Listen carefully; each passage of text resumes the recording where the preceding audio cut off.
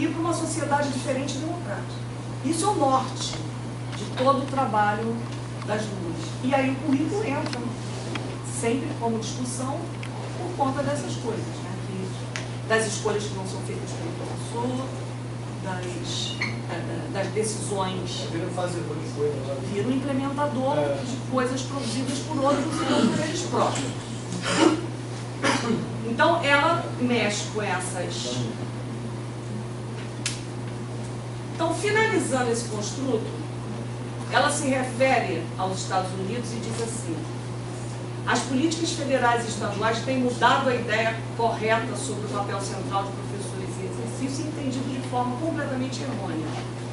Tem-se confiado em um atento monitoramento externo do trabalho do professor, em investimentos pesados em tecnologias e materiais, que supostamente têm o conhecimento e as habilidades necessárias e assim não requerem o seu julgamento profissional, aplicando-se assim penalidades severas nas falhas pelo não cumprimento das exigências relativas aos ganhos anuais em testes de relevância, de alta relevância.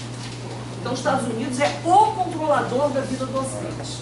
Se eles puderem fazer assim com a gente, igual um fantoche, eles fazem. E aqui tem muito, está tendo muita defesa, né? Muito. Então, elas, quando colocam essa questão da investigação como postura, elas batem duro em cima disso, que elas caminham no sentido contrário, que é pela justiça social, pelos princípios democráticos, e, enfim, né? Que é uma das grandes críticas ao Schum, né? Como a gente falou, que ele fala para tirar a variação. Coisa externa. Ela execra isso. Não tem. Mas eu entendo essa crítica, para falar assim, essa crítica ao Schum. Fábio, pode falar? Pode. Ele já falou, tentou, mas ele vai falar. Eu fico interrompendo a pessoa. A crítica ao Schum, porque o Schum é no meio da década de 80, então obviamente ele começa a pesquisar ainda antes. Então, em 86, onde ele divulga, ele está estudando no início da década de 80. Elas são já no início da década de 90. Então, algumas coisas, acho que mesmo as críticas ao Schumann, o Schumann ainda, assim, eu acho que ele trouxe à luz essas coisas, assim. Sim. Né? Seria anacrônico dizer que, pô, ele não pensou, não, naquele momento era aquilo que ele queria falar. Então, ele deu margem a tantas outras pesquisas. Não, sim, porque você cresce também a partir de alguém em relação a quem você não acredita muito. Sim. Isso te promove crescimento também. Porque isso pode servir para fazer você caminhar por uma outra linha. Então, o valor dele, eu acho que ele tem no estudo dele. Gente, olha só, quem chegou atrasado, só para vocês entenderem o que eu fiz. Como tudo das duas é muito vasto, eu escolhi 3 conceitos que eu acho que são os pilares para a gente poder ler as coisas que elas escrevem e ter alguma compreensão boa. O primeiro é a pesquisa do professor. O segundo, investigação como postura. E o terceiro, as relações entre conhecimento e prática. Eu acho que são 3 coisas super fundamentais do trabalho dela. A primeira, eu já falei, da pesquisa do professor, eu trouxe algumas ideias de um artigo dela de 1990, que notabilizou muito elas, porque nesse artigo elas defendem que tem que se enfrentar a seguinte questão: há uma pesquisa que é própria do professor e ela não é pior nem melhor do que uma pesquisa formal de um pesquisador qualquer. Ela é apenas uma pesquisa que atende de uma forma muito direta às questões que são postas pela prática e elas precisam ser valorizadas e reconhecidas como uma pesquisa importante. Então, nesse artigo, e ela faz nesse artigo, ela faz a diferença entre pesquisa e ensino e a pesquisa do professor. Então, em 1990, esse artigo delas, eu tenho até o artigo, foi um artigo politicamente muito importante, porque elas fizeram a defesa 1990. Tá? De que há que se reconhecer que há uma pesquisa que se adapta mesmo à prática docente, sem que isso ela seja metodologicamente frágil, que bem feita todas as pesquisas têm que ser. Ela não pode ser avaliada com os padrões da pesquisa, ela não é comparável, porque ela tem outras referências, outros objetivos que uma pesquisa acadêmica. Exatamente. Portanto, não pode ser considerada pior, inferior. Isso. E ela ainda faz uma ressalva que é muito importante, que com isso ela não está se referindo a uma pesquisa a ser feita de qualquer maneira, muito pelo contrário. elas lutam por um reconhecimento dessa pesquisa como uma maneira super razoável de se produzir conhecimento sobre a prática, e que essa pesquisa tem que ter. E que foi muito questionada sempre, né, por conta dos pesquisadores mais caretas que acreditam no distanciamento pesquisador-objeto de pesquisa, falta de envolvimento, mas elas bateram duro e sempre sustentaram isso, né?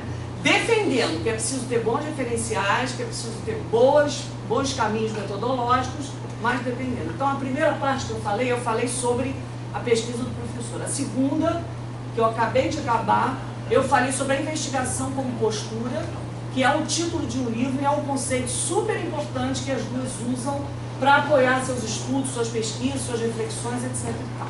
O livro tem esse título, é um livro em inglês, e um dos capítulos tem esse nome, que é o capítulo 5, e lá você percebe assim, detalhadamente o que é que elas entendem como...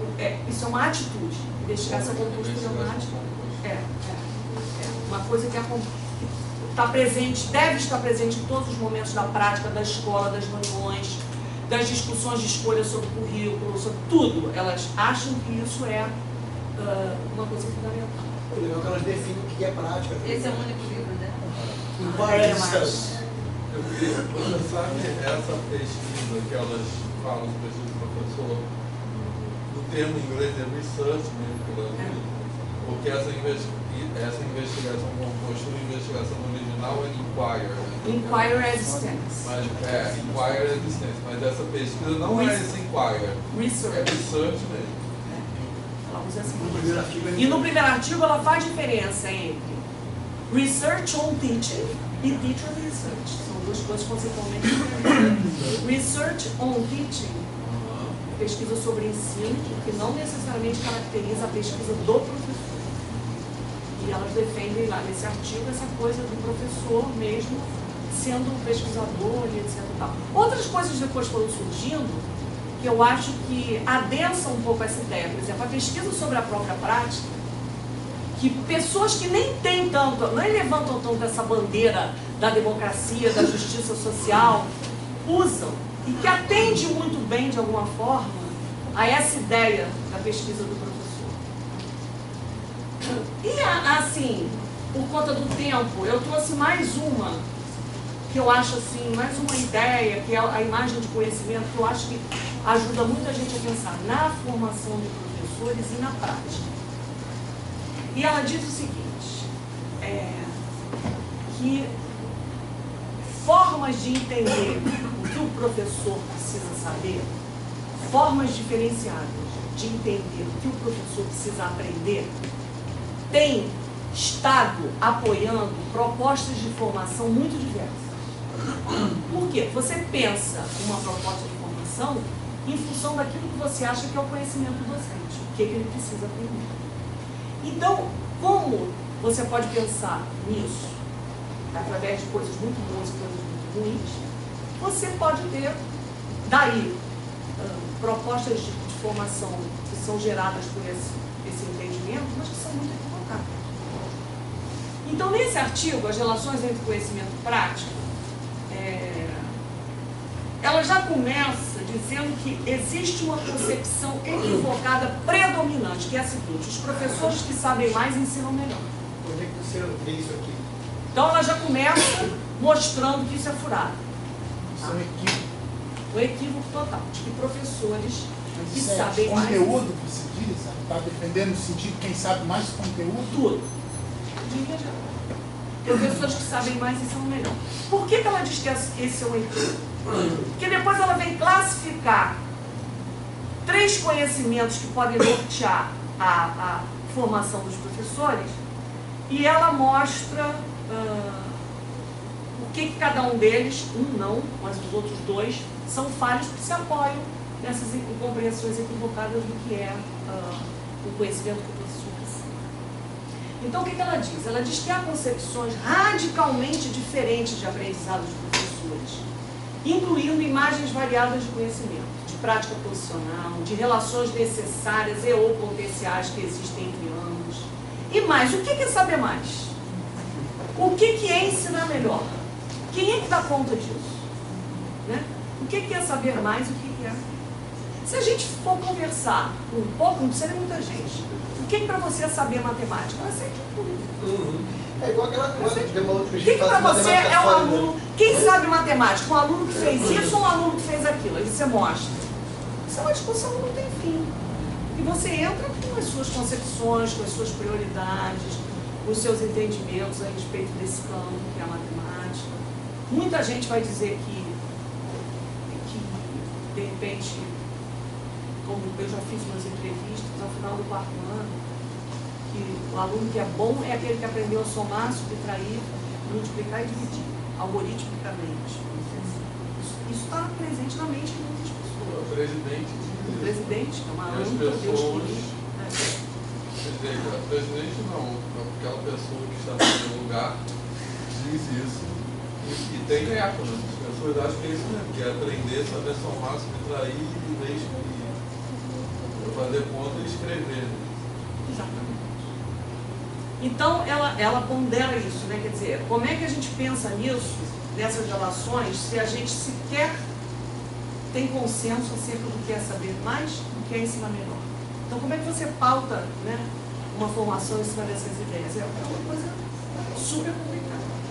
E ela diz que essas diferentes maneiras de lidar com essas questões e com o conhecimento dos professores leva elas a fazerem distinção entre 3 concepções proeminentes de aprendizado de professores. 3. Esse texto é bem legal. Então, elas acham que concepções que podem nortear a formação de professores. Então, há modelos de formação que são orientados pela ideia de que o professor tem que ter um conhecimento para a prática. Ela chama assim. Tem outras concepções que estão dentro de um processo de formação onde deixa claro que a ideia é que eles precisam de um conhecimento na prática. E uma terceira, onde o conhecimento que precisa ser produzido naquela formação é um conhecimento da prática. E aí ela fala um pouco sobre o que ela entende por cada um. O conhecimento para a prática, ele tem um ranço muito forte, assim, de que o professor, ele aprende com pessoas mais experientes, coisas que ele precisa fazer porque elas são importantes para o sucesso dos alunos. Então, isso é uma das questões, né? Aqui se parte do pressuposto de que os pesquisadores no nível universitário geram aquilo que é conhecido como conhecimento formal. Eles são os produtores de saber e de teorias, para que os professores o usem para melhorar a sua prática profissional. Ou seja, o conhecimento que os professores devem ter para ensinar é produzido primariamente por pesquisadores nas universidades e por estudiosos nas várias disciplinas. Aí não seria nem experiente no sentido de experiente da sala de aula, seria experiente do saber sábio. Aqueles a quem todo mundo coloca a responsabilidade como Legitima. Exatamente. Então, o que mais que ela fala desse conhecimento para a prática? Essa concepção se baseia na premissa de que o ensino tem uma base de conhecimento distinta, que, quando dominada, fornecerá aos professores um banco único de conhecimento.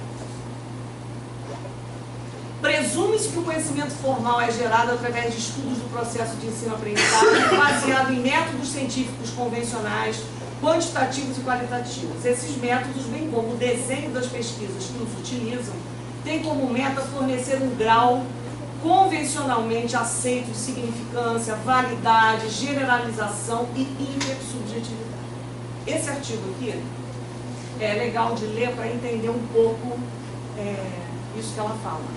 No próprio livro, ela se apoia nesse cara quando ela quer explicar por que ela acha o conhecimento para a prática frágil, no sentido de ser um pilar de formação. Por que ela vê ele como frágil? A ideia aqui é que a prática competente reflete o estado da arte. Ou seja, a prática competente é aquela que bota em prática aquilo que está atestado cientificamente, vamos dizer assim, e ignora todo o resto que está fora disso aí. Essa parte é maneira, finalzinho. Esse cara que bota, eu trouxe por isso.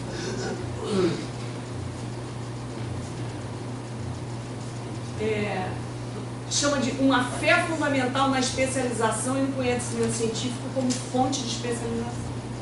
É exatamente isso. Então, o conhecimento para a prática, né, segundo elas, garante por uma série de propostas de formação. Quando a gente analisa currículo, a gente nunca consegue ver tudo, porque o currículo é alguma coisa pré-escrita e que muitas vezes, e quase sempre, é muito diferente do que é realizado. Então, você lê lá, a maioria das vezes que eu leio o currículo, eu acho que está tudo isso, está tudo aqui no conhecimento para a prática, pela maneira de formular, pela maneira de escrever, pelos objetivos. E eu imagino que seja assim, a gente agora vai fazer aquela pesquisa lá das licenciaturas. A formação inicial é bem prática. A minha, né, que é um pouquinho, tem mais de 3 anos, o conhecimento para a prática parece ser autossuficiente para o cara ser um bom professor. A academia acha isso. Porque é um lance meio do saber fazer. Entendeu? Parece que está atrelado um pouco a essa concepção, aquela coisa do professor aprender a fazer. O conhecimento na prática já pega por uma outra coisa.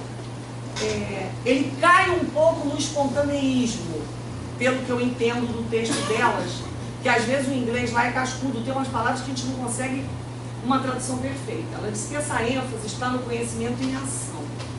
O que os professores competentes sabem na medida em que é expressado ou veiculado na arte da prática, nas reflexões do professor sobre a prática, nas investigações sobre a prática e nas narrativas sobre a prática. O ensino é, até certo ponto, um artesanato incerto e espontâneo, situado e construído a partir das particularidades da vida cotidiana, nas escolas e nas salas de aula. O conhecimento que os professores utilizam para ensinar bem sobre tais condições se manifesta nas ações e decisões que tomam à medida que procedem. O que eu acho? Eu acho também que não é o caso da gente dizer que teoria não presta para nada. A gente colocar em relação as coisas que a gente faz com teoria e redimensioná-las é uma coisa importante. Quando a coisa fica também muito só no espontaneísmo e no fazer, você às vezes perde um pouco esse ganho que você pode ter, até de crítica, quando você coloca as coisas em relação a outras. Então, o contexto privilegiado onde ocorre o aprendizado de professores, nesse caso, é o grupo de professores facilitado. Eu não sei porque ela chama desse nome. Não consigo. Isso é uma tradução da Unicamp. Não entendo o que quer dizer facilitado aqui. Composto de professores mais ou menos experientes, mais e menos experientes, comunidades de professores e outros tipos de arranjo de colaboração, cujo objetivo seja apoiar o trabalho coletivo em torno da reflexão sobre a prática. Facilitador poderia ter sentido. Mas é facilitador. Pode ser também de tradução, né? Você não sabe qual é o original, qual é o termo traduzido. Não, mas eu tenho. É porque eu me apoiei numa tradução que uma galera da Unicamp fez. Eu tive uma tradução que você também fica com a mesma dúvida, eu pensei que você fosse tirar agora. A tradução é droga. Tem horas que, por exemplo, êmico aqui não é uma coisa muito usada. Eu fui estudar para ver o que era. Quando você está pensando em aspectos que são sociais, culturais, éticos, e ela fala lá, emic perspective. Emic. Não achei nenhum dicionário, não achei nada. Porque parte da palavra é endêmica. Então, nessa forma de entender o conhecimento do professor, o que elas dizem é que há um certo imediatismo e praticidade no conhecimento dos professores que não encontram resposta nas afirmações com força de lei. Eu acho que realmente, assim, tem algumas coisas que a prática dá conta muito bem, mas eu acho que a gente pode ir, assim, avançar um pouco mais, que eu acho que é o que esse aqui faz, o conhecimento da prática. Eu acho que ele tem um equilíbrio, não é coisa para, não é aquela coisa que também fica no espontaneísmo, nas ações, mas eu acho que é uma coisa mais densa. Dessa perspectiva, tanto a geração de conhecimento quanto o seu uso são considerados inerentemente problemáticos. A problematização é fundamental. Isto é, questões fundamentais sobre conhecimento e ensino, questões fundamentais sobre conhecimento. O que significa gerar conhecimento, que o produz, o que conta como conhecimento, para quem, como o conhecimento é usado e avaliado em contextos particulares, estão sempre abertos à discussão. Olha o que é tradução, né? Por exemplo, eu entendi problematizado do jeito que a gente usa. Se você pega só para ali problemático, pô, você fala que é um problema, né? O conhecimento... Mas eu peguei a tradução do Unicamp e falei, não vou alterar não, foram feitas por 3 pessoas. Mas aí quando tem a explicação, você fala assim, puxa vida, ali é inerentemente problematizáveis.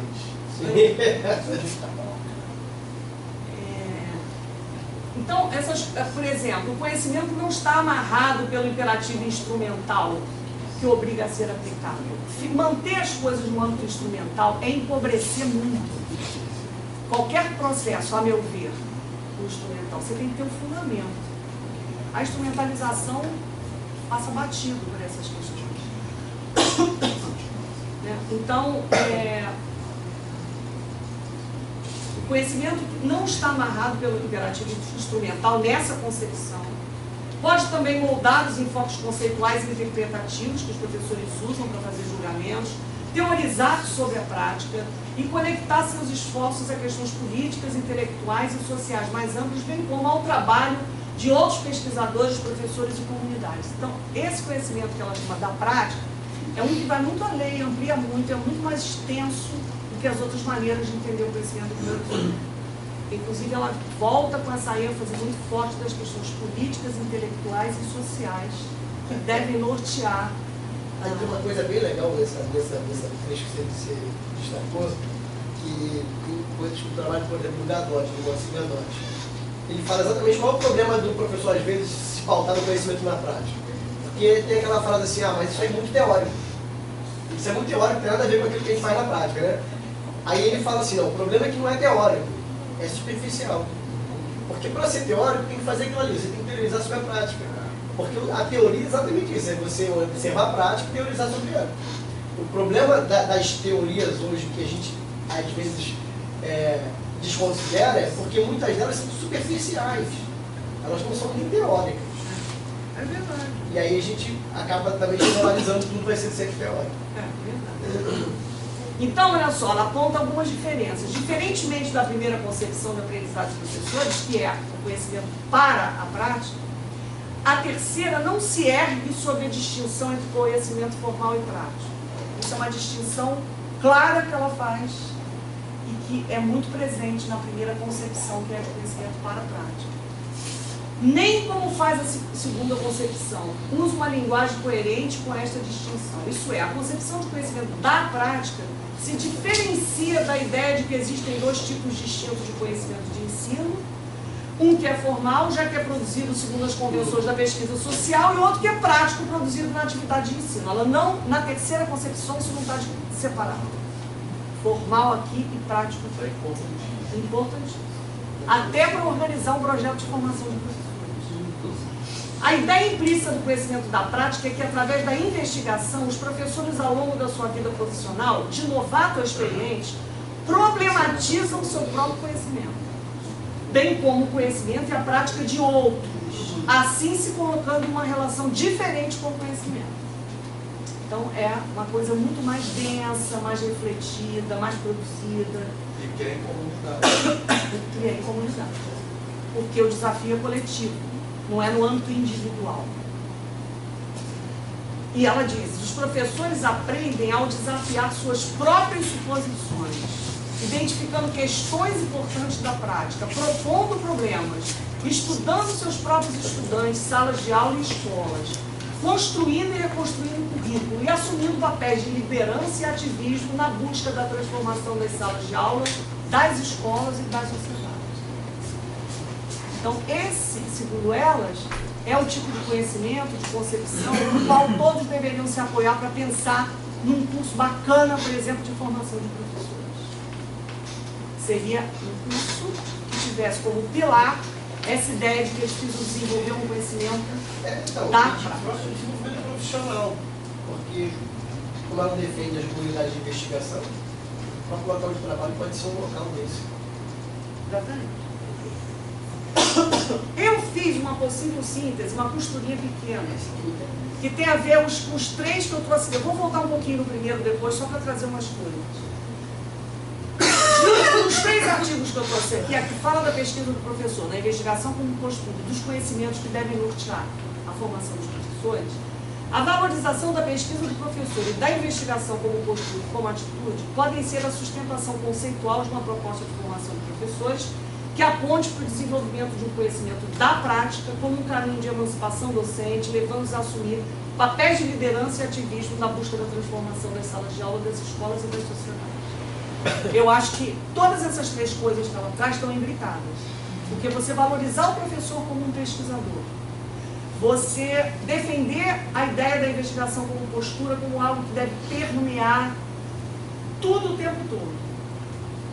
E entender a importância desse tipo de conhecimento que o professor deve ter, que não é uma coisa instrumental, não é uma coisa colocada só no espontaneísmo, mas ser bem articulado de uma forma mais ampla, eu acho que é uma coisa que fecha. Eu botei aqui os textos, mas deixa eu só voltar para quem não estava aqui para eu lembrar de uma coisa para vocês. Esse artigo aqui, não sei se alguém vai mexer com... Ó. Quando eu comecei, eu escolhi esses três artigos porque, na minha concepção, eles envolvem os três conceitos fundantes da obra das duas, como eu falei. A pesquisa do professor, esse é o artigo, Research on Teaching and Teaching Research, ela faz a diferença nesse artigo. O que é pesquisa e ensino e o que é pesquisa de professor. A investigação como postura e as relações entre conhecimento e prática. Tá? Nesse primeiro, ela fala que os professores estão sem vozes, que o conhecimento deles é esquecido do que eles têm. Né? As questões que eles trazem, o modo como eles usam para escrever e falar sobre sua vida de trabalho, as categorias interpretativas que eles usam para entender e melhorar as práticas, isso é uma coisa que eles não têm sido ouvidos. Então, em decorrência disso, ela diz que a base oficial do ensino está muito de escola, muito universidade de escola. É uma das consequências. Que é a falta de link. Então, distancia, reforça o distanciamento entre a universidade e a escola. Né? Então, o que elas propõem? Só vou até aqui. Que a pesquisa feita por professores que definem como uma investigação intencional, sistemática pelos professores, ela torna acessível algum conhecimento especializado dos professores e oferece às comunidades universitárias e escolares perspectivas únicas sobre o ensino e a aprendizagem. E que, por meio de indagações, entendem que a pesquisa de professores deriva de ou gera questões e reflete os desejos dos professores de compreender suas experiências para adotar uma postura de aprendizado ou abertura para a vida em sala de aula. Então, nesse primeiro artigo, a defesa da pesquisa do professor é muito bem feita. E tem muita referência para ler boa. Eu tenho esse artigo, posso mandar, depois se vocês quiserem, tem um monte de artigo delas. Mas é um artigo que eu acho que merece ser lido, pela data dele, pelo quanto ele já é antecipatório em tendências, que eu digo assim. Quanto ele é avançado, por ser de 90, e ela já tem uma clareza de coisas que a gente discute até hoje, que elas pontuaram muito bem nesse artigo de 1990. Ele não é muito grande, não, acho que ele tem 15 lápides. O livro, o que eu tenho, é um livro bom também, tem artigos interessantes, porque elas também têm, por exemplo, elas têm artigos que elas falam de um estudo de caso de um professor que elas acompanharam. Elas têm muito artigo também, assim, mais particulares em relação a determinadas questões. Biblioteca tem. Em linhas gerais, assim, elas têm muitos outros artigos, mas em linhas gerais eu acho que essas três coisas são, assim, conceitualmente as mais interessantes e as mais importantes. A pesquisa do professor, a investigação como postura e as imagens de conhecimento para nós. Essa apresentação vai passar. No livro, eu tenho alguns capítulos. O que eu achei curioso, eu não sei se eu não vi os outros, eu vi a análise individualizada do professor no contexto. Eu queria ver mais análise do coletivo. E eu não vi isso nos capítulos do livro. Você tem isso? Tem particularizações de acompanhamento do professor e diz onde ele está me seguindo. Tem um que eu acho que, inclusive, o título é A História de Fulana. Então, dela no contexto, dela no coletivo. Agora, o coletivo... Uma leitura interessante também para começar, que eu acho, é a entrevista que o Dario e a Vanessa... Porque ali elas mostram muito do que é o entendimento delas a respeito das questões sociais, culturais, políticas e a formação de professores. Essa entrevista, então, ela está disponível pra Eu gente? tenho, cara. Essa aí já tá no drive. Tá. A entrevista dele com elas? Aquele Tá. é recente. E Vanessa? Fiorentina Crash, Vanessa. Então, É. esse eu não tenho. Inclusive, Esse artigo ele tá, já- esse eu não tenho. Falam que é muito mais fácil de ler do que os artigos Tem a dela. página Não, do se tiver no drive, Latrano. vamos lá olhar, então. Não só Fábio. em português. Na baixa do Latrano tem o cachê. Porque a Vanessa foi fazer um sanduíche com as duas. Elas são acessíveis? Eu sou um cara que eu sou enxerido. Elas são acessíveis. E aí o que acontece? Eu até ganhei o livro da Vanessa, quando a Vanessa voltou, ela trouxe o Empire Resistance para mim de presente. Essa ida lá, Vanessa articulou com elas e fizeram lá uma entrevista que elas resolveram traduzir e botar na forma de um artigo que é muito interessante para todo mundo ler, que a gente entende bastante assim, qual é a cabeça das duas para lidar com várias questões que a Vanessa propôs e perguntou.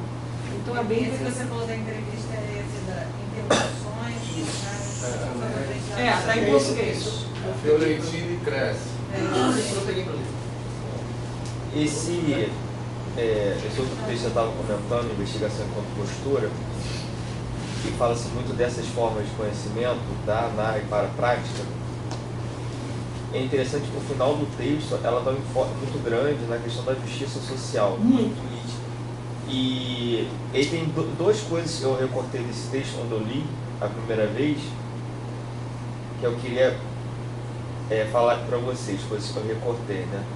Então, uma coisa que eu anotei foi: destaca que a investigação compostora é indicada como uma teoria da ação fundamentada na dialética da investigação e da prática, de modo que elas se interfiram mutuamente.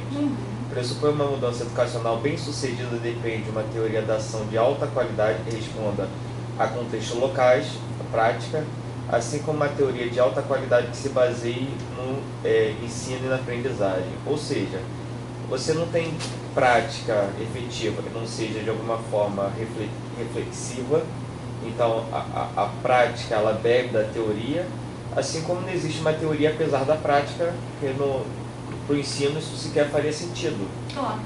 E aí o que ela fala muito é dessa articulação entre teoria e prática. E o que isso tem a ver com a questão da justiça social? Que à medida que você tem uma prática que questione a teoria, você está visando promover o ensino que questione o status quo. Claro. E aí outra coisa que eu anotei aqui foi o seguinte, né, a proposta do artigo subverte a hipótese, a finalidade dos professores é produzir uma força de trabalho para a nação. Assume-se que incitar a capacidade intelectual dos professores é necessária para a criação de uma sociedade mais justa e democrática. Professores numa investigação com postura estão trabalhando a favor e contra o sistema. Consideram que organizações de ensino desafiam e sustentam as desigualdades profundas do status quo. Numa transformação isso significa educar numa investigação enquanto postura para aí eu recortei, né? Aqui eu, entre aspas, né?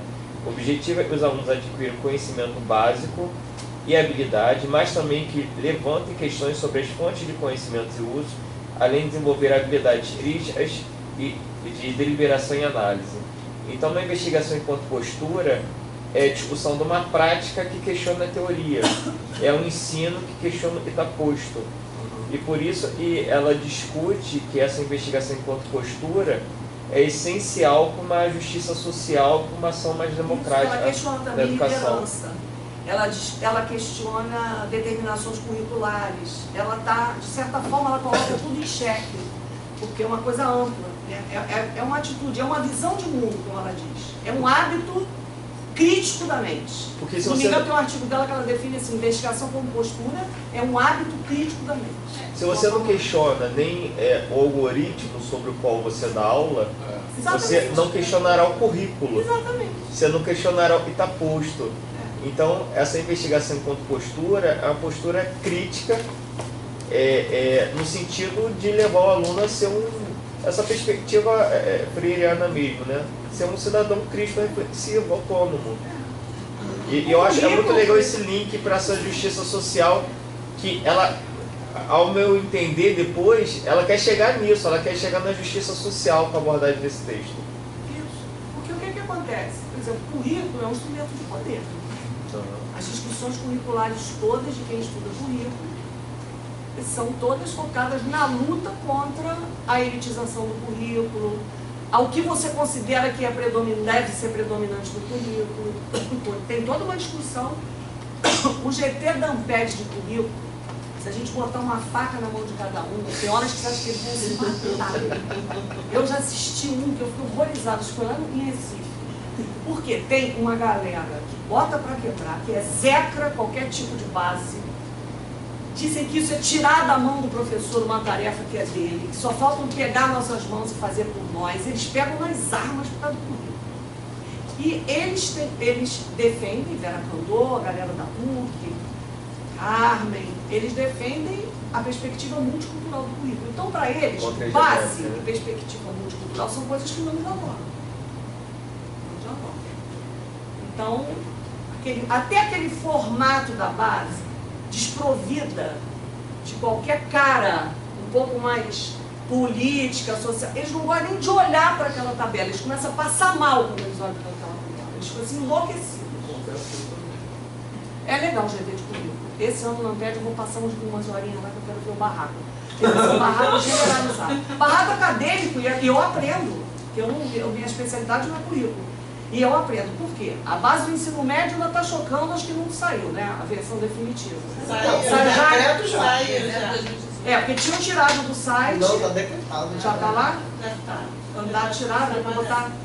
Então, eu acredito que vai ser um sucesso a discussão. A gente vai pegar. É mesmo a outra. A única coisa que eu incentivo é a boa desobediência civil. Eu quero fazer uma declaração, assim, no sentido de catarse. Eu fico estarrecido como pessoas em educação matemática olham para essa base sem qualquer crítica desse ponto de vista. E ficam discutindo a base assim, se tem, sei lá, equação do segundo grau, se não tem equação do segundo grau. Eu lembro dessa discussão aí. Isso me deixa literalmente. Acho que foi nesse dia que eu falei, agora que você está falando isso, que eu lembro exatamente dessa. Sim, porque isso, o que acontece? O currículo.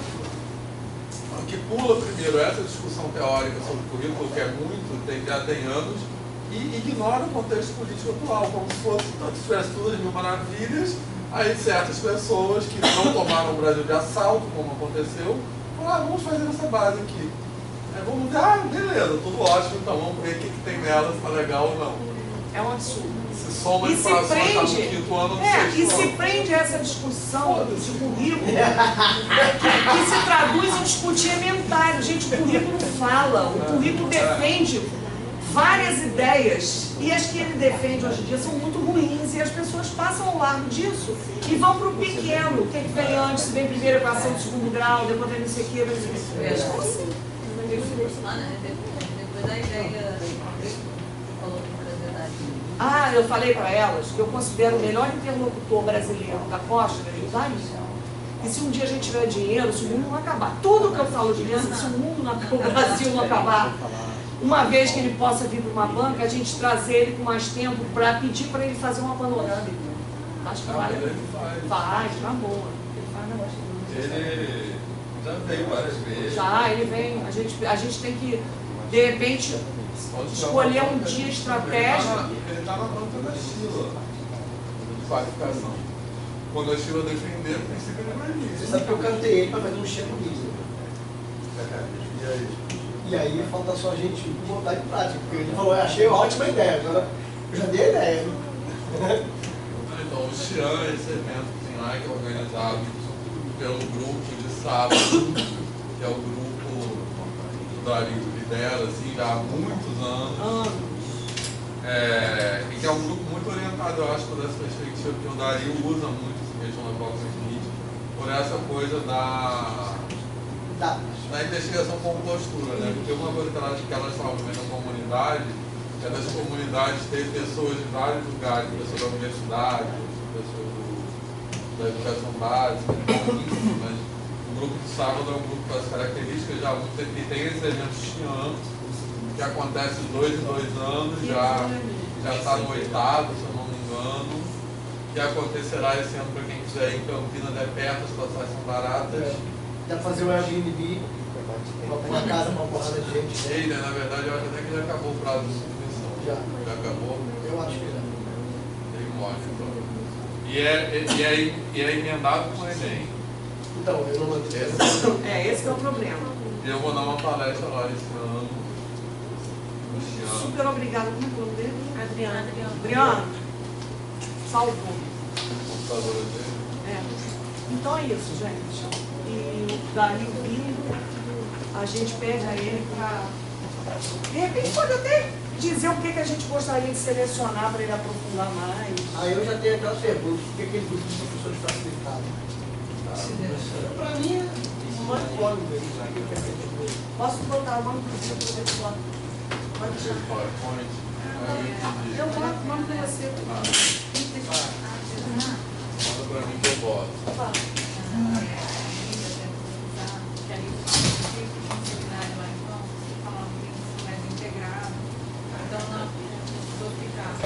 Sem problema. China e seminário de histórias e... Vou para minha sala de aula. Eu tenho que sair 6h30 voando para ter que dar aula. Uma coisa assim. Tchau, gente. Tchau. Tchau, boa noite. Ó, Em aulas de matemática. mas acho que é na barra tal. Essa apresentação a gente vai ter? Vai. Vou mandar pro Vitor. Olha Eu botei a só, gente, eu ia contar, mas começou a dar tanto problema no computador. No início, ele colocou o computador que eu esqueci de salvar ali, mas eu mando. Valeu. Eu vou botar lá no Class. Agora olha só antes de todo mundo ir embora, que a gente tem que combinar o que ele vai fazer nas próximas sessões. Então eu tenho até uma ideia, mas eu gostaria de ouvir as pessoas. Então, quem quer falar dos seus desejos? O que vocês gostariam que acontecesse aqui na reunião, que fosse assim, ajudar vocês aqui dentro do seminário? Eu tenho uma sugestão. Só uma coisa, eu não estava na última reunião, foi encaminhado já algo nessa comissão? Iniciou ou não? Não, na última reunião, na última não.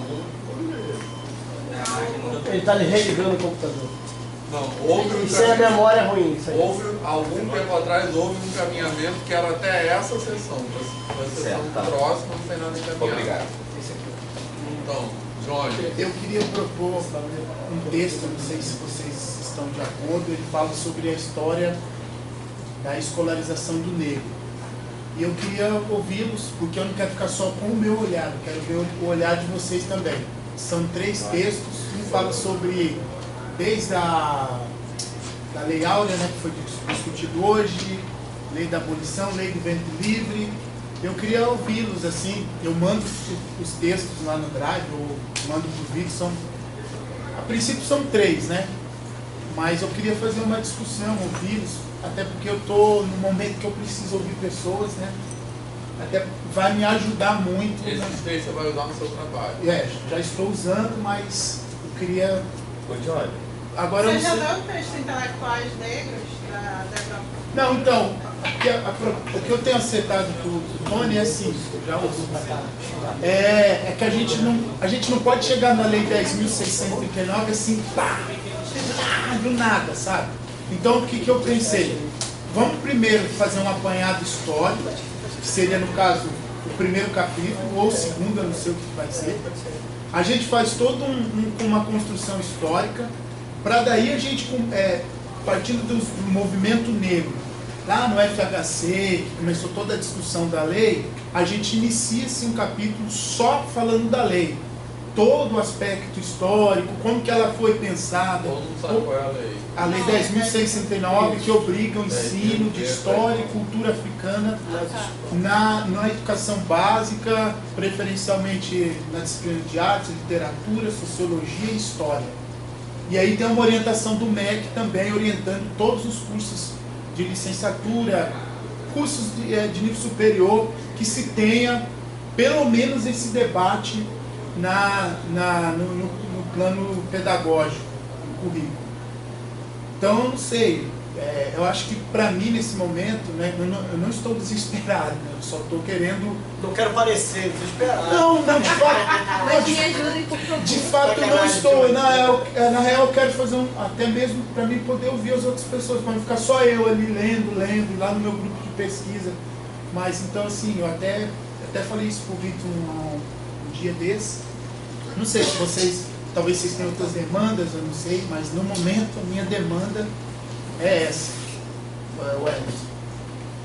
Não, teve um tempo no ano passado, acho que ano passado, que a gente estava por algumas vezes trabalhando sobre essas demandas assim de discutir coletivamente partes teóricas que interessavam algumas pessoas. Então, a gente teve alguns dias, a gente discutiu, por exemplo, sobre identidade, e essas discussões eram meio encabeçadas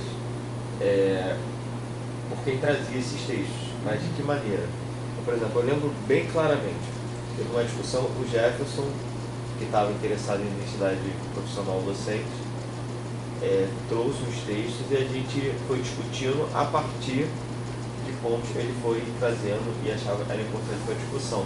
Foi uma conversa super informal, poderia ser uma conversa do formato que teve hoje, mas poderia ser uma coisa num formato mais informal mesmo, até para você também compartilhar da sua leitura a gente. E eu acho que foi bem proveitoso naquela época, porque é legal a gente discutir coisas teóricas aqui que interessem, tem coisas que são de interesse comum, tem outras que não, mas e cada um vai trazendo. Aí eu acho que se você, dá para tirar uma pressão da responsabilidade, tá? Mas se você conseguir trazer o texto assim, vamos discutir, mas a gente pode fazer uma discussão pautada, assim?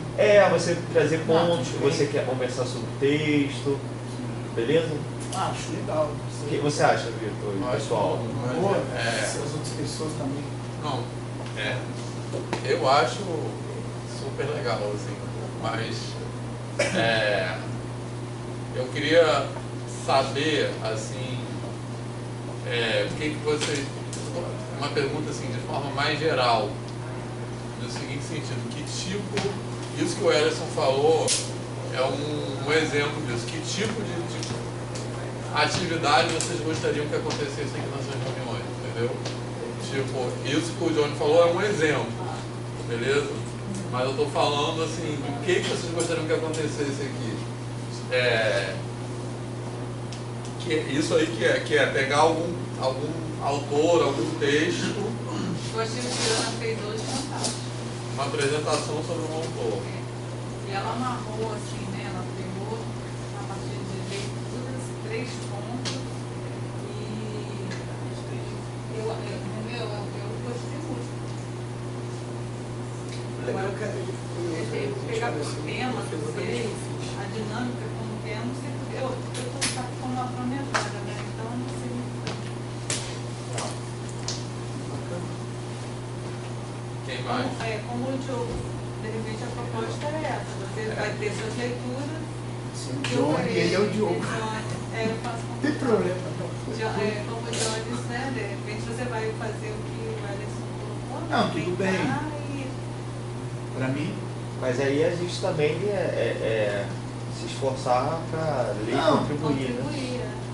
Talvez vocês podem até fazer questionamentos para mim, que vai ser úteis, né? Por exemplo, vai até trazer, essa é a minha intenção, que as pessoas façam questionamentos para mim, até para mim poder ir desenhando melhor os próximos capítulos, para não ficar uma coisa assim muito eu falo, eu pesquiso, entendeu? Mas eu acho que isso é uma coisa que eu venho percebendo, que as outras pessoas também fizeram isso, trouxeram para o grupo. Mas isso era cara. Não, eu não sei se eu vou conseguir responder todas. Você começa a falar, Ellison, pergunta para você. Não, assim, o que eu vou dizer para vocês é o seguinte: em relação à lei, eu ainda não me aprofundei totalmente nela. Por quê? Porque primeiro eu estou fazendo esse retrospecto histórico, né? Então, se vocês quiserem pensar, por isso que eu pensei, bom, como é que vocês vão se organizar para me perguntar as coisas? Vocês têm que ter alguma coisa em mão. Sim. Mas quando que começou? Acho que isso não é uma pergunta relevante. Eu acho que, vamos ler o texto, e daí eu, sei lá, ponto O, que nem foi apresentado hoje lá na aula do vídeo. Aí eu não sei, né? Talvez outras pessoas tenham outras demandas, mas eu, tranquilo, eu posso montar um PowerPoint, trazer para vocês. Tipo o que a gente faz na aula. O pessoal lê o texto, aí o Johnny Você começa Conclui a falando, discussão.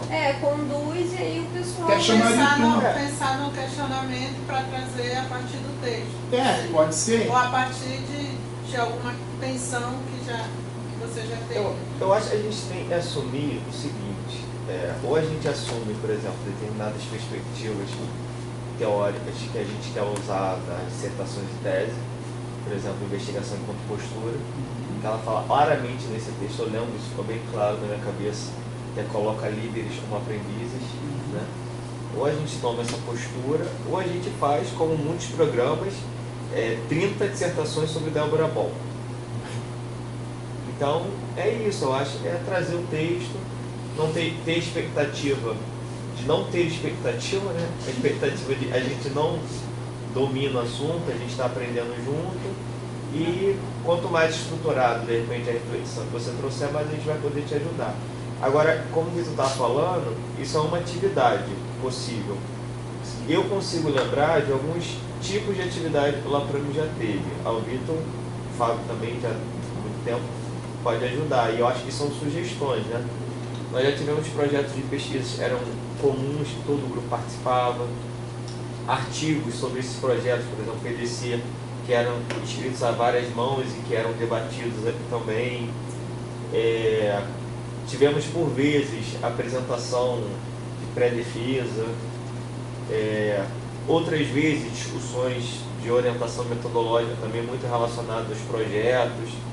Outras vezes, discussões de texto que interessavam as pesquisas particulares. Eu acho que o que o Vitor está falando nesse momento que tipo de atividade interessa a gente resgatar e que tipo de atividade está interessando a vocês agora, né?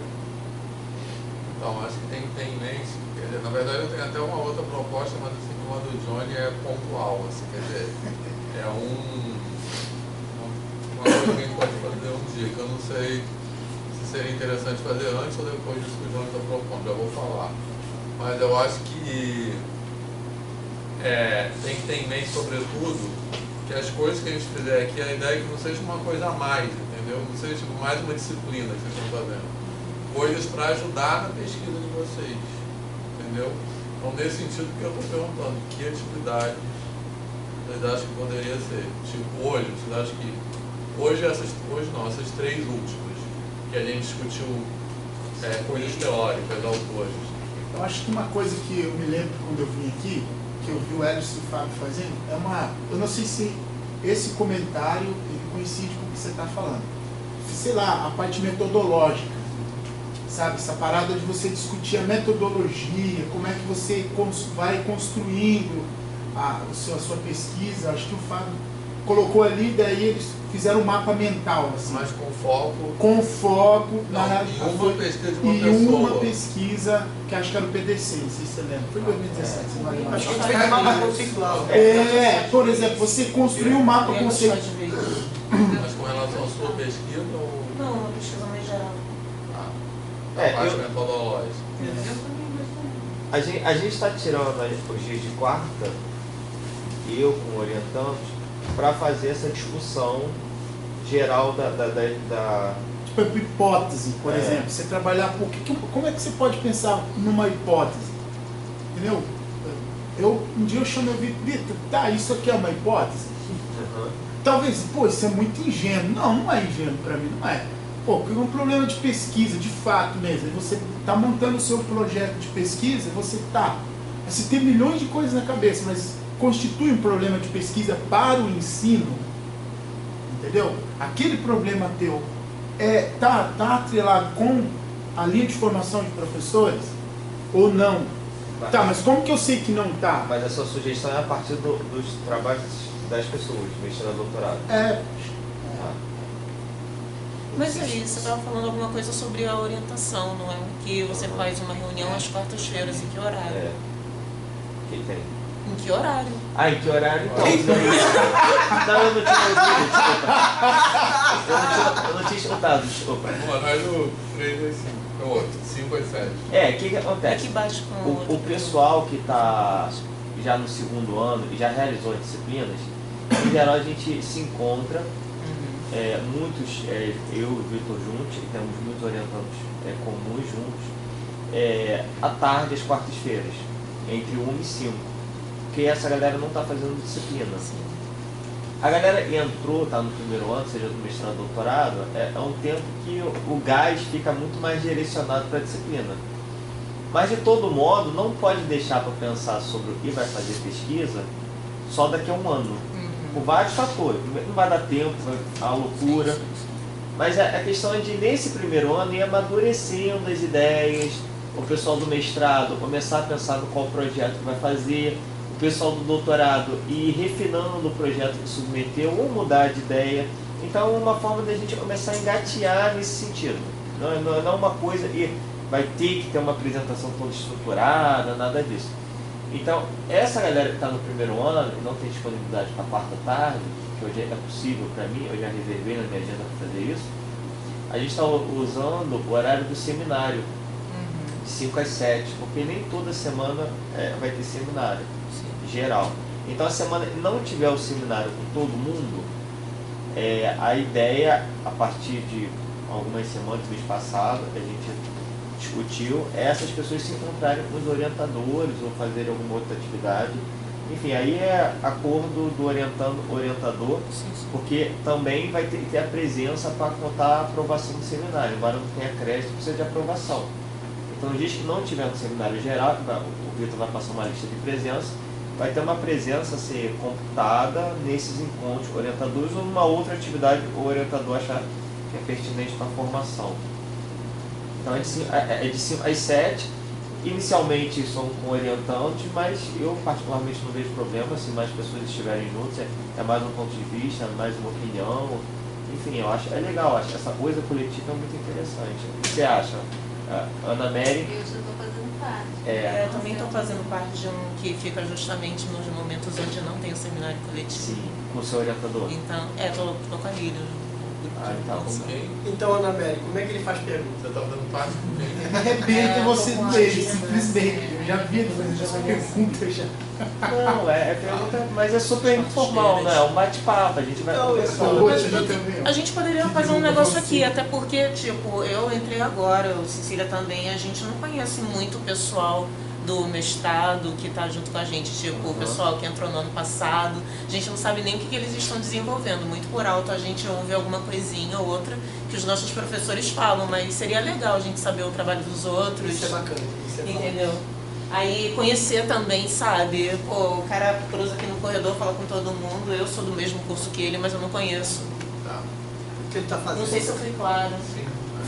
Teve uma atividade aqui que aconteceu há um tempo atrás. Não, Uma mas atividade que você tá aconteceu há um fazendo. tempo atrás Fala de ovo aí, ó. nesse horário de seminário. Uma atividade que aconteceu no horário de seminário há muito tempo atrás, que era, por parte dos mestrandos, essa apresentação do pré-projeto, vamos dizer assim, para a galera toda. Tinha gente que fazia meio papel de banca para avaliar, então tem 2 alunos responsáveis por fazer isso, e aí era um grupo todo. Eu acho que um grupo todo tem uma vantagem e tem uma desvantagem. Eu acho que a desvantagem é só questão de tempo, porque a gente dificilmente vai conseguir varrer todo mundo no semestre. Então, uns grupos separados, ela está fazendo isso, outro grupo está fazendo, outro grupo está fazendo, e está fazendo de alguma forma coletivamente. Mas eu acho que em algum momento ter um grupão maior acho que é uma coisa interessante também.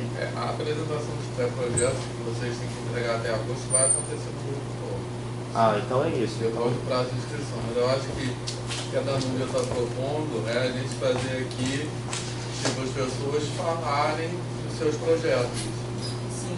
E a gente fazer essa discussão metodológica, por exemplo, pode ser a partir dos projetos das pessoas. Pode ser. Então a gente pode começar com as pessoas que estão mais adiantadas, de repente. Ótimo.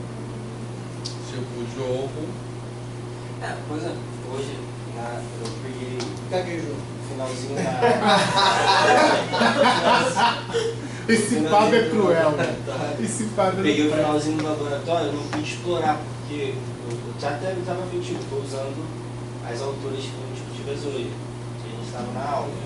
Eu cheguei aqui, eu me surpreendi, porque eu pensei que ela ia direto para lá para eu vir para o laboratório. Eu perdi meia hora de pergunta. E agora no final eu não consegui fazer a minha pergunta. E é qual? Que era no slide eu não consegui encaixar a formação, o objetivo da formação do professor, partindo do ponto de vista desse slide.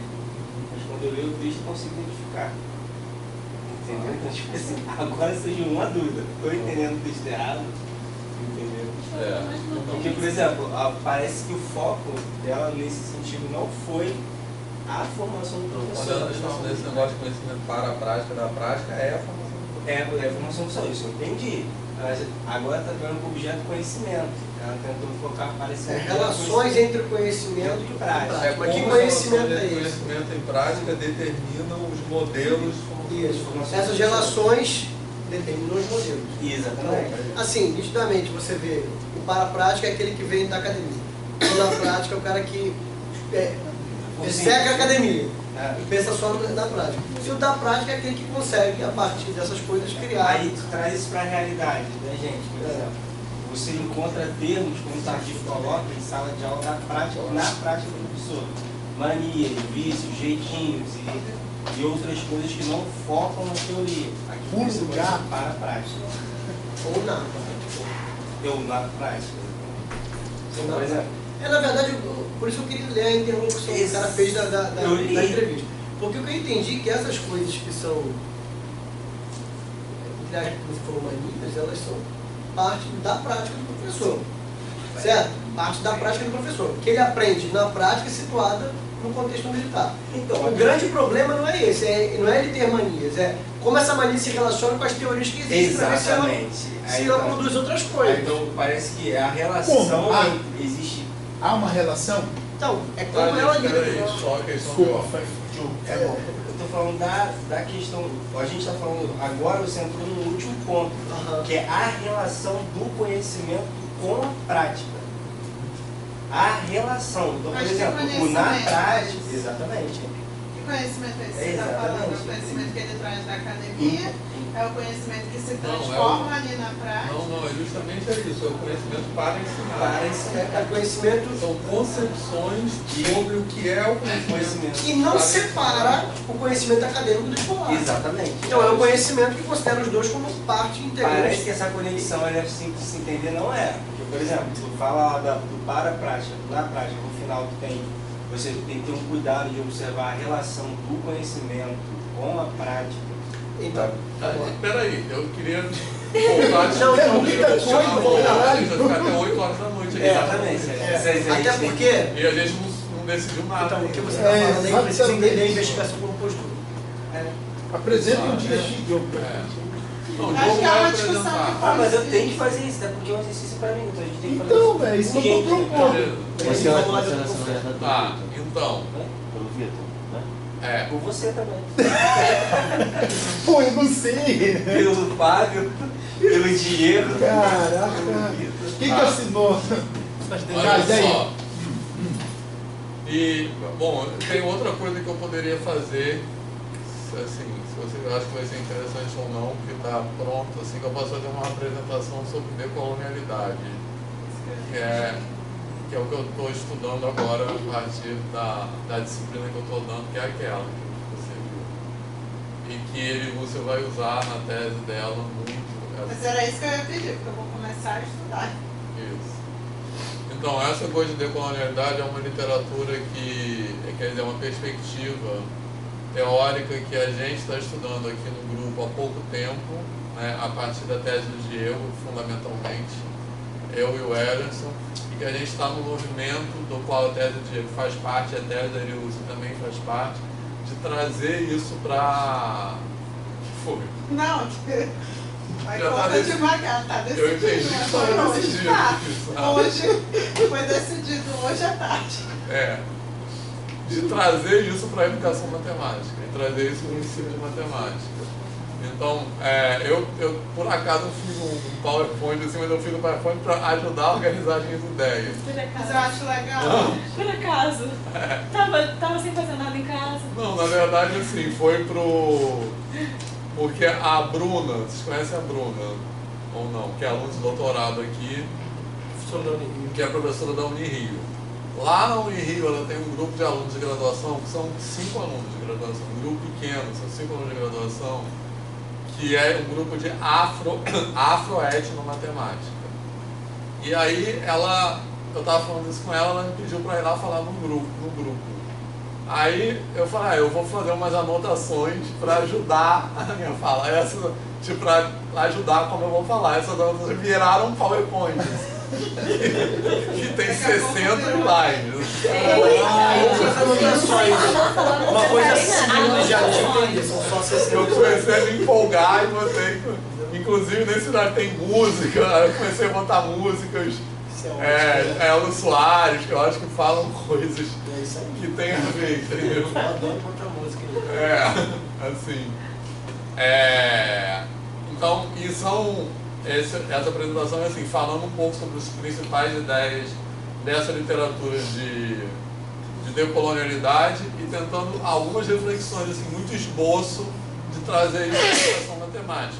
Ô, Vitor, nessa discussão aí, desculpa te interromper, mas veio a cabeça. Não, já acabei. É só se vocês acham ser interessante ou não fazer isso. É uma atividade. Só também uma questão de hora. Antes da gente ir embora, eu queria que 2 minutos de cada um de vocês 4, que são da turma 2019, falassem 2 frases do que você já sabe que vai ser a sua pesquisa, assim, só pra gente ter uma noção. 4 não, 5, né? Bruno, Alessandra, Adriano, Danuba e Cecília. Fala. Eu sou do Por ordem alfabética reversa. Tá. Alfabética, Adriana. Só uma sugestão. Tô no meio do jogo. Não adiantou nada. Jogo também, Jogo. O que eu aceitei aqui que eu também não entendi? É o som, Você é o né? último. Reversa, eu tô. Aham. Eu ia falar que era A, B, C, D. Cara, é demais. Eu não entendi a ordem reversa, vai ser primeiro, né? Não, eu acho que dá para disponibilizar, além da apresentação que você já vai fazer, então essa a gente não precisaria ler previamente. Eu acho que tem um texto sobre decolonialidade que a gente leu lá da disciplina, e tem um artigo, que é um capítulo da tese do Diego, que a gente mandou para um PED, a gente tem que fazer as correções lá, que inclusive achei bem propositivo, parecia bem propositivo até. A gente vai ter que fazer isso logo, né? Final de semana, provavelmente. Não sei. Então, esse artigo ainda nem é para publicação dos anões, mas eu acho que dá para a gente trazer para cá, porque ele está com um número reduzido de páginas também. A gente pode até botar lá, mas já tem uma pasta dentro do Laplan que eu mandei o link para vocês hoje que tem isso tudo já lá. Não, então, mas você mandou um link hoje, eu não sei o que era então, aquele esse link é uma pasta do Google Drive, só não tem esse artigo do Diego, mas tem a tese do Diego, tem esse artigo do Então, mas eu acho que esse artigo que a gente mandou para lá, eu acho que ele é muito interessante pelo seguinte, porque tem a relação entre a literatura de decolonialidade e a literatura de formação de professores. Então, se a gente quer pegar o decolonialidade como uma lente para pensar sobre coisas de formação de professores, eu acho que a gente compartilhar esse artigo para discussão é interessante, porque o Diego traz tanta literatura de formação, as bem clássicas que a gente tem trabalhado aí, Paul, Dell, não sei o que, Klein, traz o Brian Davis, e lê isso tudo a partir da ideia da decolonialidade, que é uma pegada diferente do que só ler o texto de decolonialidade. Acho que poderia ter o texto de decolonialidade, esse artigo que a gente mandou e a sua apresentação. Acho que dá para dar um panorama bem legal para a gente começar a construir coisas juntos aqui. Tá. Então, olha só, tem 3 coisas.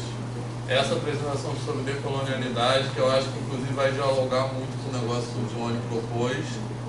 A apresentação do Johnny e a apresentação do Diogo sobre o projeto dele que já está bem adiantado.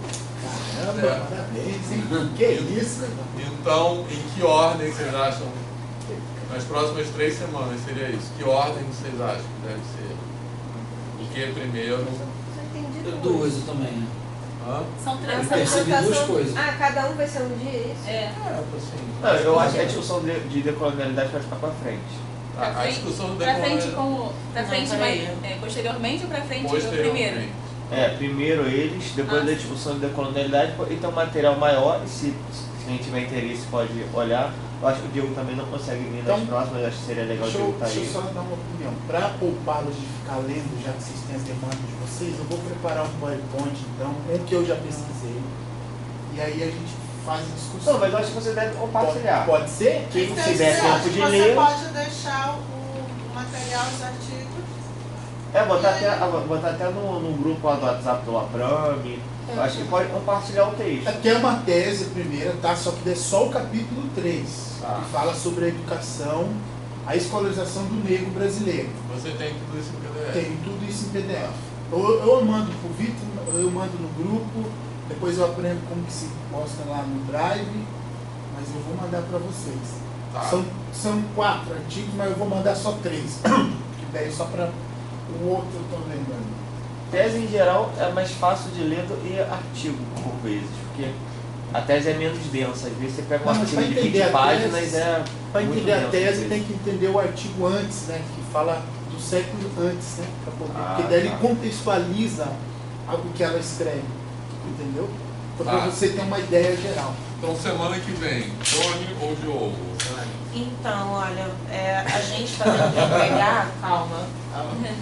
Eu acho que o seu trabalho, o que você está querendo da gente, tem que ser feito de uma forma um pouco mais cuidadosa. Leitura de textos e apresentar o nosso ponto de vista. Da nossa parte. Para da nossa isso, parte. para ajudar a sua pesquisa, não é? Exato. Para a semana que vem, a gente está meio sobrecarregado, todos nós aqui do mestrado, porque a gente tem entrega do pré-projeto. Então, a gente tem que ler algumas coisinhas aí para mostrar. Isso, da disciplina de metodologia. E Então, o Diogo vai seria uma ser... sequência de posts. Isso, Ah, então, o Diogo, o trabalho dele é muito calcado no Corpus Smith. Sim, que vem. Então semana acho que que vem é seria o Eu Diogo. dei pra semana que vem, eu acho que é melhor, porque aí a gente vai se dedicar mais aos 3 textos. Tá, então semana que vem Diogo, na outra semana Johnny, na outra semana Decolonialidade. Tá bom. Eu já vou organizar no Google Classroom, tá? Pode Aí a ir. gente assume o compromisso de ler. Ah, que isso. Ah, agora vocês não vão fugir não, tem aquela parte. Quem quer Eu posso começar? falar primeiro que eu tenho que ir embora. Tá. Eu, na minha entrevista, eu falei que eu queria trabalhar com formação de professores, mas eu estou mudando um pouco de ideia. E aí a minha ideia é trabalhar com metodologias ativas de aprendizagem. E aí minha orientadora é a Márcia. Mas eu não consigo ir no grupo dela. Não consigo, o horário não dá pra ir no grupo dela. E aí a minha Mas você já ideia... conversou com ela? Já. Aí, quer dizer, inicialmente pode não ter a ver, mas eu pretendo observar umas turmas de licenciatura de análise que estão aplicando essa metodologia. Isso exatamente eu não falei, quer dizer, eu mandei e-mail pra ela, mas ela ainda não me respondeu. Mas eu vou observar alguma turma que usa essas metodologias, né, e queria ver ou a percepção dos alunos, se for realmente em curso de licenciatura, se eu conseguiria analisar de alguma forma como isso impacta na visão deles como futuros professores, aí eu acho que é isso. Mas você não é setor de análise. Análise é porque eu tenho em vista uma certa turma e uma certa universidade, mas minha outra opção Que é a da Ana Michele, Tá.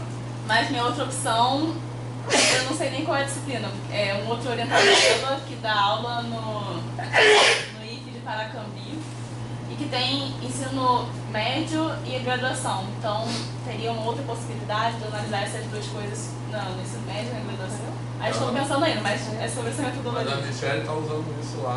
Tá, Você confirmei foi com ela. aluna nessa. Eu aprendi com metodologia tradicional, eu fui monitora, na época elas estavam fazendo teste dessa metodologia. Então, Mas é o que? Sala de aula invertida? era outra disciplina que eu fiz com ela. Não é invertida, mas é uma forma tanto de organização de sala diferente, como proposta problematizada da análise, é uma coisa meio... Metodologia tipo, uma delas é só do admitido, mas Isso. Sim, mas é a classe. Mas em análise isso é bacana, porque é uma disciplina que tem uma bem tradicional, assim. Aí eu não sei. Até porque eu não sei se analisar as percepções dos alunos é uma coisa, é um objeto de pesquisa, é uma questão de pesquisa realmente. Então eu tenho que pesquisar um pouco mais. Não é, mas é um embrião de uma questão de pesquisa. Entendeu? É um caminho, a questão de pesquisa vai ter que burilar mais, mas é um. Pode ser o teu objeto de análise. Isso, é uma coisa que vai gerar uma questão de pesquisa, que você tem que ler, mas é por aí, é o que você quer investigar. Aí eu estou vendo se eu consigo fazer isso na UF mesmo, porque eu queria no ensino, na educação básica, mas não sei. Estou pensando. Mas é mais ou menos isso. Tá, só pra saber. Quem é então o próximo? Tá, eu posso falar então. Não sei o que eu vou fazer. Tá. Isso. Sua orientadora é a Lilian. É a Lilian, só que acontece. A princípio eu queria falar sobre identidade dos professores do Fundamental 1. Porque elas não se reconhecem como professoras de matemática. Tá. Só que aí o negócio tá indo mais pra parte da avaliação. Mas tá indo mais porque você quer ou porque... Porque ela trabalha muito com isso. É. Tá, mas a Ela não avaliação vai do ver quê? isso não, né? Tá gravado ali, caralho. Não, mas Pô, você tá falando de que tipo de avaliação? Na verdade é ao Avaliação? vivo, tá? Ela tá Tava de assistindo. prova? Na verdade é ao vivo. Ela já voltou? Hã? Ela já voltou? Eu acho que sim. Ela tá olhando. Porque, tipo, ela me mandou um artigo. Eu tô lendo muito aos poucos, eu só li 4 páginas. E eu fico lendo e falo assim, meu coração não bate por isso. Entendi. Então, eu realmente não sei. Eu não sei se é um certo preconceito também. O artigo de avaliação. Sim, é voltado para as séries É, iniciais. você não quer pesquisar, é difícil. Então, mas você quer pesquisar sobre formação. É, sobre identidade. Eu acho que é sobre Então, identidade. mas... Tá. Porque essas professoras, elas não se reconhecem como professoras de Sim. matemática. E eu comecei a ver isso por conta da dissertação do Jefferson. Porque lá na sua casa ele me explicou o que ele ia pesquisar. Entendi. E aí, nisso, eu comecei a pensar, falei, porque eu gosto muito das séries iniciais. E aí eu falei, pô, acho que é um negócio que eu vou gostar de fazer. Não, vou te dar uma dica, posso? Primeiro você tem que conversar com ela. Falar que teu coração bate por certas coisas.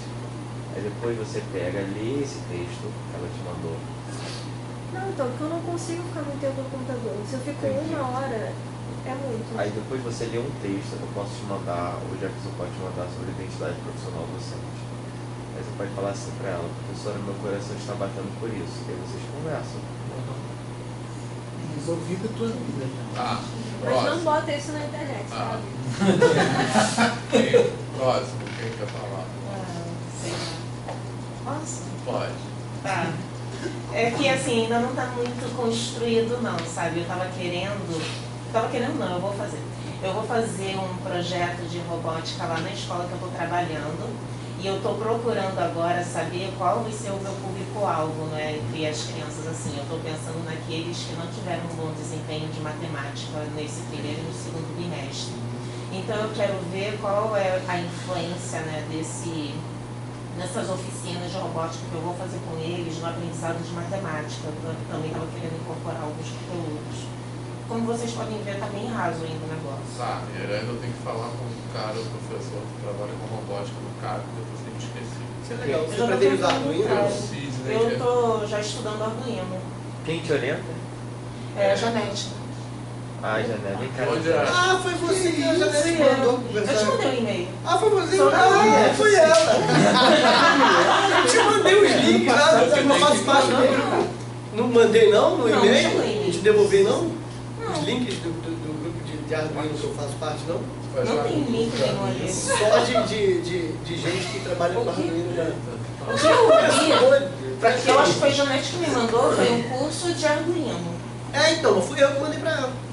Tá, então me explica esse negócio aí. Um curso, esse curso, o que você quer que eu faça com aquilo ali?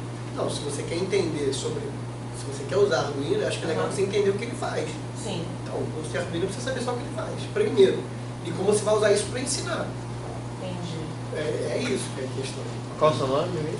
Eu sou da Nube. Agora você falou um nome aqui que me veio na cabeça. Foi minha. Eu já tem entrei um pensando grupo chamado nisso. de Então do MIT. vai rolar, porque é bem cara da Tem Janete. cara da Janete. É. Por quê? Não perguntei se foi ideia dela ou da Janete. Não foi dela. Então vai, Eu lembro da vai. entrevista. Vai ser legal porque é muito cara da Janete. É. E onde é a escola? A escola é a Benjamin Constant, ela fica atrás da rodoviária Novo Rio. E assim, eu já conversei lá, já estou papeando lá com as diretoras. Você vai fazer, 10 computadores esse vai fazer lá. fora do horário de aula. Sim, vou fazer fora do horário de aula. Ele Tipo, constante, é porque assim, as certo, né? crianças, elas têm um tempo de mais educação. Então, se elas têm disponível esse tempo para fazer mais educação, vão ter tempo sim para fazer uma pesquisa. Tá certo.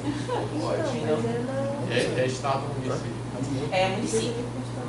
Esse vídeo é muito constante, não é o cego, não, né? Não chega a ser Centro Santo Então deixa eu te Não, mas deixa eu te dar uma... É o Instituto Benjamin Não, não Constant. é o Instituto Benjamin não, é Constant, é a escola. Escola Municipal Então, Benjamin Constant. vou te dar uma orientação rápida. Acelera, porque o processo de permissão para fazer pesquisa na prefeitura não é rápido. Tá, já entendi. Tá. Você sabe quem tem que procurar? Sei. Quem é? Mas primeiro você tem que fazer o seu projeto, apresentar no comitê de ética aqui, se você vai fazer para aluno ou para professor. Aham. E aí o comitê de ética vai, aquelas exigências todas aqui, aí tem que fazer esse comitê de ética aqui, você vai lá na prefeitura, lá no Piranhão lá, e aí aí você vai dar entrada lá no comitê de pesquisa lá, de ética de pesquisa deles, com esse parecer daqui. Aham. Entendeu? Aí chegando lá, quem faz a análise é o pessoal da Escola de Formação Paulo Freire. E aí lá dentro tem um amigão que vai poder acelerar o Quem é o seu Rafael. amigão? Ele vem às vezes como ouvinte aqui, é um cara desse tamanho. Ah, assim. Rafael é um que usava dreads? Não, é um branco enorme, assim. Vai ter o papo. Pra caramba, assim, foi engraçado. Né? Vai ter o papo comigo lá em cima? Eu acho que ele fez Profimagem. Eu acho que é esse. Eu acho que é esse. E aí ele acelera o processo, mas estou falando, não é rápido o comitê de ética aqui e até chegar lá, porque o que vai não é rápido. Pergunta idiota, então eu só posso começar a partir do momento que for aprovado? Ah. Então começa logo esse processo. Na Prefeitura do Rio, para você poder utilizar os dados como pesquisa, é esse o trâmite. Então, eu sei que eu faço pesquisa na Prefeitura do Rio, então eu estou te dizendo que não foi rápido. Vamos lá. Bruno, Quem vai falar? Posso falar? Não. Posso falar. Bom, eu também estou um pouco em dúvida sobre qual deve ser a pesquisa. Quem vai te orientar? Quem vai te orientar? Vitor.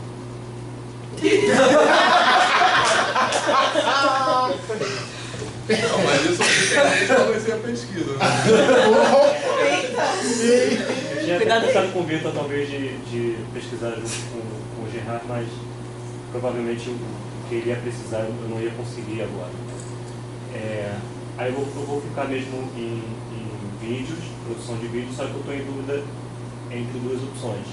A primeira é pesquisar produção de vídeo por alunos como atividade pedagógica, que é o que praticamente todo mundo que pesquisa nessa área tem feito. Todo mundo faz isso. Pega uma turma, produz uns vídeos, analisa os vídeos e diz o que achou. Só que aí cada um analisa sobre uma dimensão diferente. Uns analisam sobre a mensagem que os jovens querem passar, outros com os tipos de conhecimento que são mobilizados e tal. Então, ou eu pesquiso nessa atividade, talvez eu vou ter que buscar alguma escola e alguma turma para poder fazer essa experiência, ou então eu sigo uma sugestão de uma das pesquisadoras que eu li, que é fazer o estudo de recepção dos vídeos. Quem é o público-alvo, quem recebe, como recebe. Então, tem um fenômeno acontecendo aqui já há algum tempo. Eu acho que o Johnny é um pouco da representação disso. Quando o Johnny chegou aqui da primeira vez, ele conhecia a gente pelo nome. Era áudio ou vídeo que você assistia? Vídeo e áudio. Porque esses encontros a gente grava, o Vitor disponibilizava, o pessoal disponibilizava lá no Não YouTube. tenho botado público, tenho botado só. Mas quem te mandou o link? Eu achei. Fui achando. Assim. Não, os primeiros eram públicos. Os primeiros eram público, aquela apresentação do Ian Botti sobre os números, o Fábio falou pra caramba, falou um pouco também. Depois aquela menina de química, falou do Prof. Bill. É o Valdemir. Os seminários, as aulas de análise, era tudo publicado. Mas de alguma maneira, mas o Diego foi que me falou. teve uma trajetória dele até aqui, e essa trajetória possivelmente teve um tutor em esses vídeos. Por exemplo, quem está assistindo os vídeos de análise? Pessoas que vão criticar a aula, como já teve porradaria lá no Facebook, com professores de análise a partir de vídeos. Eu acho que Você leu, Bruno? Você leu? Eu acho que eu tava. Como é que é a repercussão desse vídeo? Quem ele atinge? O que ele está possibilitando? Entendeu? Por exemplo, só a partir desses vídeos do último curso de análise, ela falou de metodologia ativa, eu lembrei da sala de aula invertida. Eu poderia pensar agora em fazer um curso completamente invertido, porque as aulas são todas gravadas. Mas isso você diz que a fonte de dados seria basicamente as reações na web, né? Os comentários. Então, eu tô só ventilando assim, Talvez possibilidades. o impacto que tenha. Quem são as pessoas impactadas, qual o tipo de impacto, o que está proporcionando, qual o tipo de reação na internet, como é que foi a trajetória de alguém que teve como condutor esse vídeo para chegar aqui. Mas metodologicamente falando, a web, as redes sociais uma Não, base, não sei, é uma base de metodologicamente dados falando, não válida sei. para pesquisa? Não, metodologicamente falando, seriam Depende da as questão que pessoas. você vai ter para pesquisar. Você teria várias fontes de dados, né? Uma das fontes de dados seriam as pessoas. De repente, não sei, não pensei isso de forma estruturada ainda, né? Mas de repente entrevistas, entrevistar o cara e ver qual foi a diferença desse vídeo, né? Que ele possibilitou. A partir desse vídeo você estudou, esse vídeo teve uma alteração na construção de identidade. Eu vi o vídeo, assisti lá e tinha uma pessoa negra, eu me identifiquei, achei que ela era meu espaço, por isso eu vim fazer a prova. Eu não sei, eu tô chutando. Tem coisa. Eu estou dizendo que a gente tem coisas já ventiladas por aí, tem coisas e pode ser que exista um material de pesquisa. Igual começou o PDC, começou a ser uma prática também, sem pretensão de pesquisa. E depois a gente percebeu que tinha um potencial de pesquisa. Eu só estou ventilando uma possibilidade para você pensar, não estou dizendo que não, mas é uma luz. Porque quando essa autora falou sobre pesquisar sobre público-alvo, recepção, eu não fazia ainda muita ideia sobre o que poderia ser. Essa é uma dúvida. Sei lá, por exemplo, lançar na internet nos mesmos lugares onde foram discutidas determinadas aulas de análise, ou no lugar lá onde está o vídeo, como é que estão os comentários? Quem são essas pessoas? Abre uma chamada lá, quem viu o vídeo, quem achou, bota no Google Forms, pega o e-mail, aí lança o e-mail, daqui a pouco você consegue uma entrevista. É dinâmica, é pesquisa, sabe? Faz por Skype, entrevista. Dependendo se for de pessoas de lugares longe. Porque eu lembro que foi esse o caminho que eu fiz. Eu fui olhar as aulas que meus alunos estavam olhando para ver o que eles estavam me falando no ensino superior. E aí eu encontrei a aula do Vitor, que era uma aula totalmente diferente daquilo que eu conhecia. E aí eu comecei ao invés de eu só olhar para verificar o que os meus alunos falavam, eu que fui assistir a aula.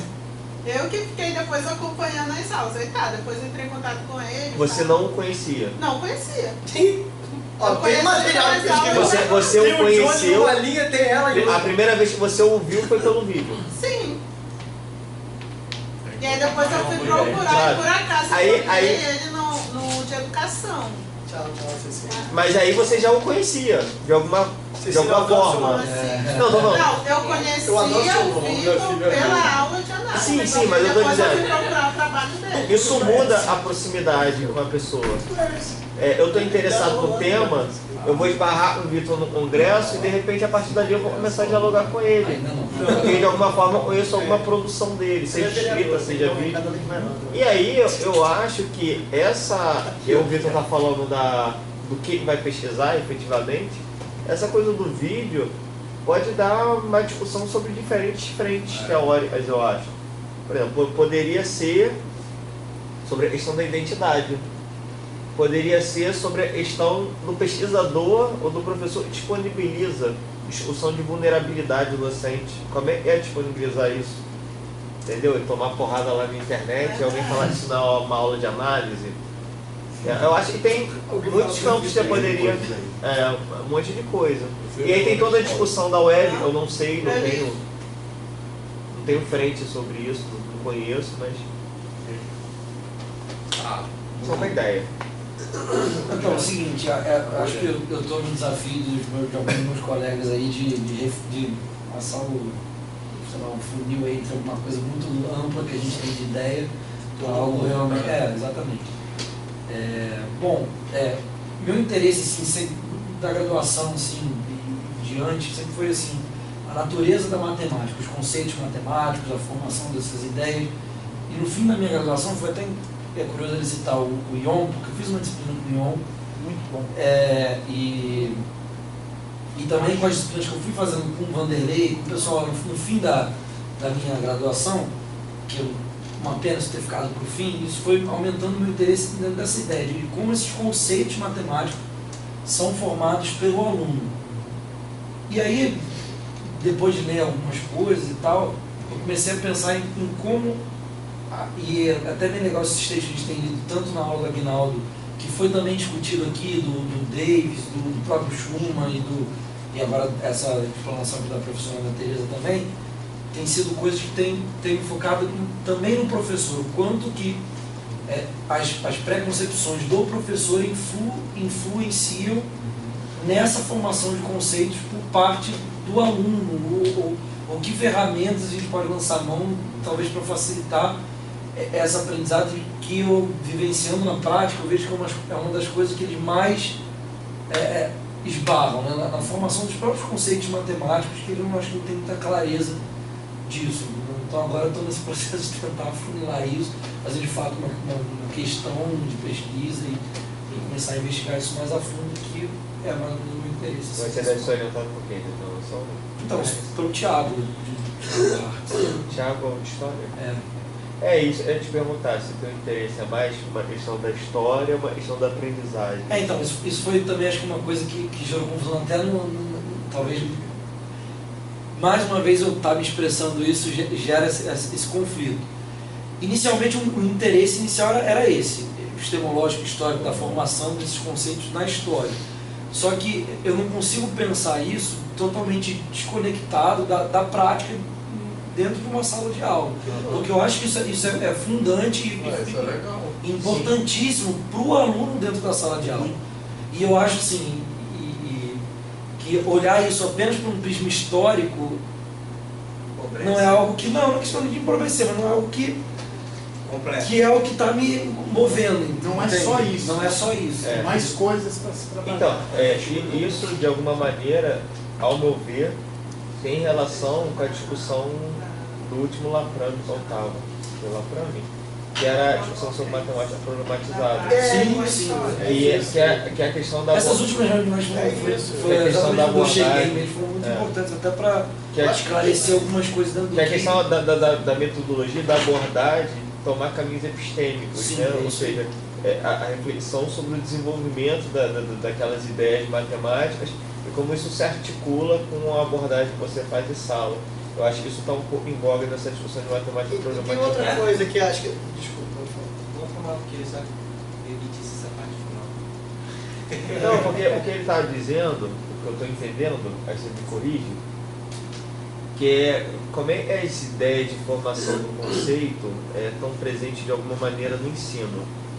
Então, quando você fala de formação do conceito, a gente pode pensar isso basicamente sobre dois prismas. O ponto de vista mais cognitivo, de como aquele ser aprende individualmente, ou individualmente também, de repente, no espectro coletivo, né? E tem a relação entre o individual e o social, mas também tem a questão de como a gente percebe o desenvolvimento daquele conceito a partir do próprio desenvolvimento do conceito, que são os caminhos mais epistêmicos. E quando a gente fala de obstáculo epistemológico, né?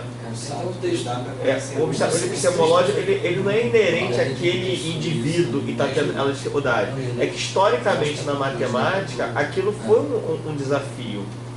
Então, trazer esses desafios históricos do desenvolvimento da ideia matemática para a abordagem no ensino tem a ver com essa discussão da matemática problematizada e, ao meu ver, tem a ver com esses anseios que ele está colocando. Eu acho que, fundamentalmente, tem coisas que... Tem perguntas lá, naquele Laprame, que é assim, que matemática, que conceitos são esses, de que matemática e para que escola? Porque fazer uma análise separado como se aquilo, assim, situar isso, sim. Aí obviamente tem a ver com situar isso não só historicamente, mas sincronicamente, não ser anacrônico, né? Porque senão parece que o negócio que você falou, que acontece, eu não esqueci não, parece que o negócio não pode ser considerado... foi feito daquele jeito, definido naquele momento, construído naquele momento cognitivamente, vai ser agora. Então, assim, é tentar... Esse processo, historicamente falando, para mim é importantíssimo. O fato de você não considerar que isso está desconectado da sala de aula, para mim é excelente. Né? É exatamente porque leva o cara para a formação do professor. A história da matemática na formação do professor. Há pesquisas mais cognitivistas, por assim dizer, e que tem toda uma respaldo acadêmico também, um respeito, enfim. A grande maioria, para mim, foi na década de 90. Foi... Mas quando ele fala que está preocupado como os alunos aprendem, e essa preocupação tem a ver com os aspectos históricos da matemática, aí me remete a essas ideias, como por exemplo na matemática problematizada. Eu acho que tem tudo a ver. O que você acha, Vitor? Acho que eu pensei exatamente isso. Acho que pode seguir por aí. E essa ideia da matemática problematizada é isso. E aí tem os textos, o Vitor texto que o Vitor trouxe dele, o texto foi discutido na disciplina semana. Tem isso, tem a aula da disciplina. Que eu fiz, aquelas concepções. Sim, sim. De a matemática é feita por gênios. Isso. Mas a semana passada eu não vim na quinta, mas a temática da disciplina foi matemática problematizada. E aí tem um vídeo desse dia. Acho que você pode acessar esse vídeo. Atrás, né, de matemática. Não, foi semana passada. A disciplina foi o texto da... Há 2 semanas atrás foi aqui. Da disciplina. Da disciplina foi semana passada. Ele poderia assistir. Foram 3 textos. Foi o do Escopo de Mose, foi da Tati, que apresentamos, foi, e teve mais um, qual foi o outro? O do Vitor. Então assiste esse vídeo, de repente traz ideias. Aliás, Há a possibilidade dos vídeos novamente aqui. tem que ser o mesmo grupo. Né? Sim, pois é, eu também estou na esqueci. Vou te mandar enviar agora, porque aí eu só me esqueço. Valeu, gente. Combinação ano que vem de novo, então. Não vou falar. Preciso mudar. A gente mandei e-mail, tá? Sabe?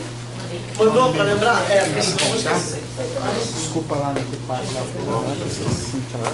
Desligar aqui. Vamos desligar.